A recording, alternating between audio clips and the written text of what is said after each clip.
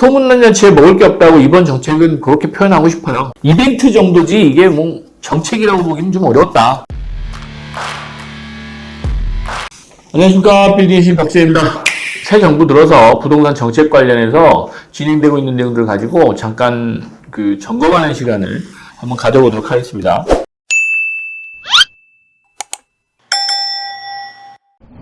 일단 공급 및 개발 대책에서 보면 당초 문재인 정부 시절에 250만 원 공급한다고 했다가 이번에 270만 원을 약간 늘리긴 하셨습니다. 재건축 쪽에 안전진단을 완화하고 재건축 초과이익 환수제도 일부 완화해서 재건축을 좀 활발하게 하겠다라는 정도의 내용인 것 같은데, 재건축 초과이익 환수제나 분양가 상한제 완화하는 내용들은 법 개정도 그렇지만 부자들 위한 감세 정책 아니냐라는 내용부터 시작해서 반발도 있기 때문에 저런 부분은 좀 신중할 수밖에 없겠죠.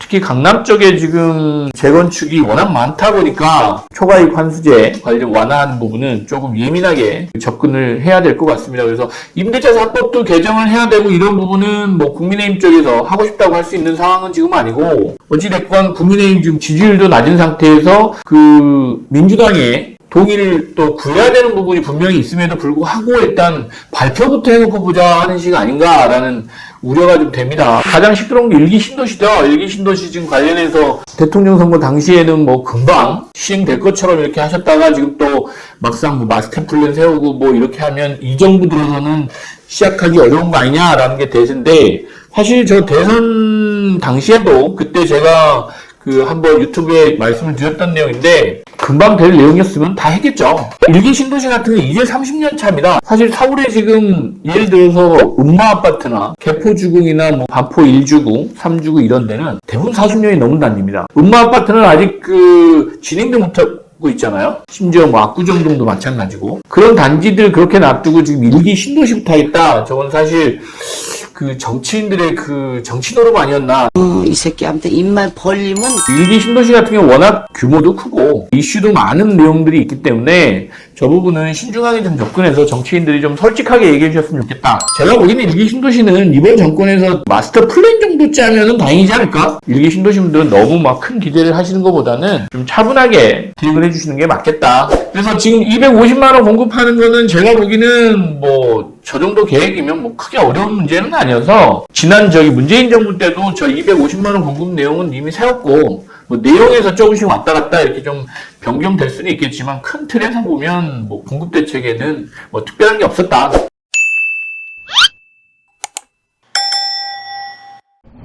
다음은 세금 및 대출 규제 완화 부분인데, 이 부분은 경기하고도 상관이 있고 주택 가격 상승이나 요즘에 이제 최근에 주택 거래가 지금 거의 전무한 상태인데, 주택 가격이 지금 떨어지고 거래가 안 되다 보면 저 부분은 자연스럽게 해소가 되지 않겠나. 특히 대출 부분은 지금 워낙 금리가 높기 때문에 대출을 하라고 해도 할 수 없는 상황이기도 하고요. 실제로 이제 대출을 받으셨던 분도 이자를 감당을 못하신 분은 추가 대출을 받아서라도 이자를 감당하셔야 되는 부분도 있으실 거예요.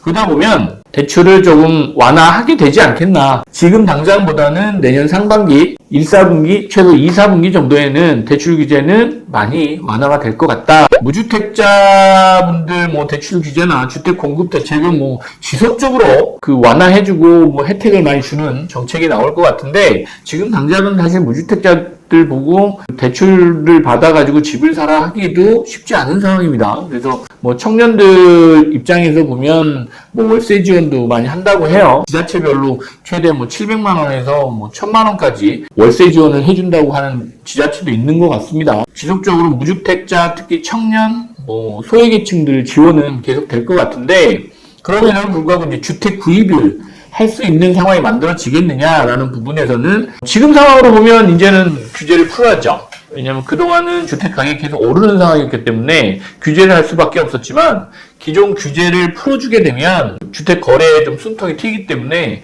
일부 규제는 완화할 거다. 특히 1주택자들이 일시적인 2주택자가 되는 비과세 요건이나 취득세 중과세 배제 요건이나 이런 부분들은 완화가 된다고 하면 주택 거래에 좀 숨통이 트이는 부분도 있기 때문에 아마 그건 자연스럽게 규제를 좀 풀어줄 것 같다. 시행령이나 일부 법령 개정만 하면 되기 때문에 지금 국민의힘 쪽에서 의지만 있다고 하면 즉시 이건 시행이 가능할 것 같습니다.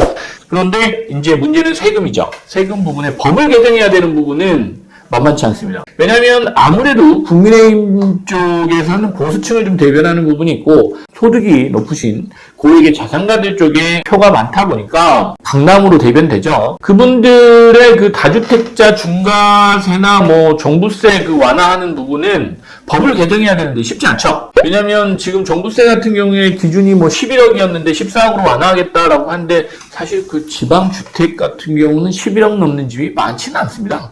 대부분 뭐 서울에 집중되는 국한된 내용이기도 하고, 그때 일부 뭐 공정시장가나 공시지가 기준으로 보면 강남 3구, 그 다음에 뭐 용산, 마용성 정도라고 보시는데, 그 정도 집들이 뭐 그 종부세에 해당하는 주택들이기 때문에 그 민주당 쪽에서 반발을 좀 할 수밖에 없는 그런 상황이고, 저 세수가 또 줄어들면 지금 어찌됐건 경기가 침체된다는 뭐 이런 내용도 있고 주택 거래가 안 되고 있어서 세수가 줄어들 텐데 이 정부 기조로 보면 긴축 정책을 펴겠다라고 하지만 저 부분은 어디서 많이 할지 잘 모르겠어요. 그럼 누군가 세금을 또 내야 되고 할 텐데 그런 부분이 가능할까? 지금 국민의힘도 조금 다급하신 것 같아요. 지금 최근에 이제 지지율도 많이 떨어지고 정부 관련해서 뭐 전문성도 조금 부각을 시켜주시는 그런 부분은 아닌 것 같아서 정책을 뭔가 발표해서 이벤트를 만드시는 건 이해를 하겠는데 정책 자체를 지금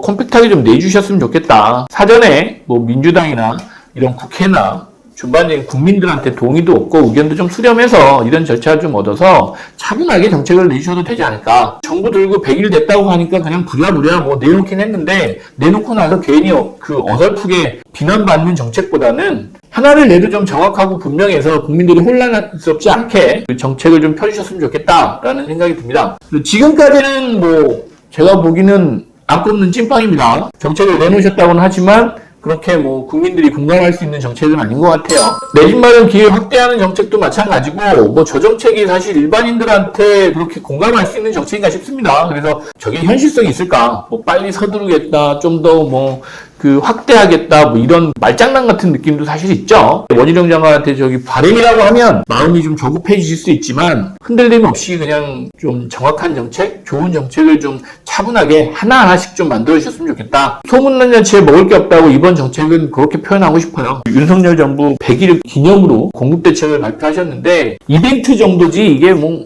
정책이라고 보기는 좀 어렵다. 이번 정책은 좀 아쉽지만 다음 정책을 기대하면서 그 원희룡 장관님 화이팅!